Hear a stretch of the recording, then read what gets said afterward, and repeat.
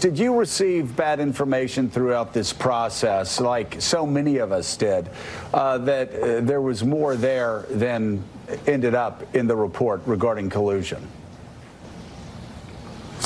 Well, I don't know if I received bad information, but I think I suspected that there was more than there actually was.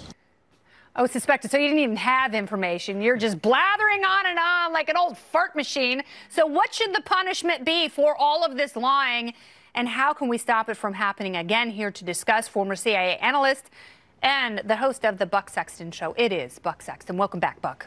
Hey, Kennedy.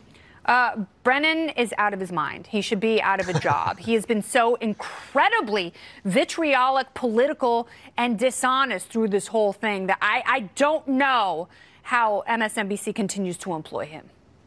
Kennedy, we expect the people who run places like the CIA, the Director of National Intelligence, the FBI, we expect them to be the sharks of the analysis world, not the clownfish. This is utterly ridiculous what we have seen here, particularly from Clapper and Brennan, who have made themselves household names for being among the most strident critics of President Trump, specifically on the issue of collusion. And keep in mind that it was considered until very recently completely beyond the pale for a recent CIA director to politicize his time in the agency in this way to go after a sitting president. This is absolutely nuts. And that Brennan is now saying, yeah, maybe I got some bad information.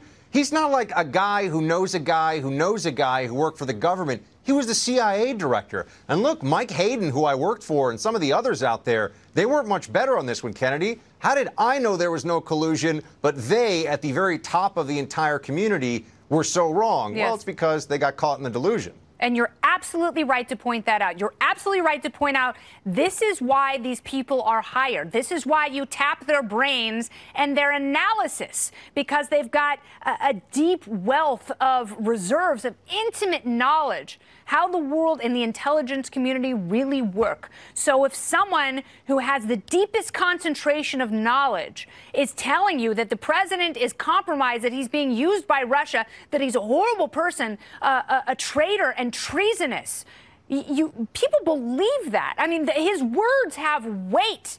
And at the end, he doesn't really apologize. He just said, well, I didn't really have bad information. I just kind of had a hunch. You're not paid to have a hunch.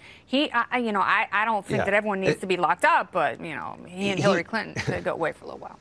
Kennedy, the president told me once, Russia collusion's this isn't even a good idea. I mean, Trump told me this, and I was like, yeah, I know. This doesn't even make sense as a theory. You have to skip to this notion that somehow this Facebook ad buys here and there, some sock puppets and hacking Podesta and the DNC's accounts turned the election, or that you would ever think that could turn the election, is absolutely bonkers. So it was never a good idea to begin with. And Brennan and some of the others who were on TV, keep in mind, the whole reason CNN and MSNBC like putting them on TV was because there's this idea, well, they must know what they're talking about. They're the former DNI. They're the CIA director. And not only were they the former, they weren't the former 10 years ago. They were, in the case of Brennan and Clapper, the guys in charge right before the new administration came into office, during the Russia collusion fiasco. So it was wildly irresponsible for them to be on television speaking on this issue, period, but to speak about it in a way where they're using it to undermine a sitting president. This is just completely unacceptable. And honestly,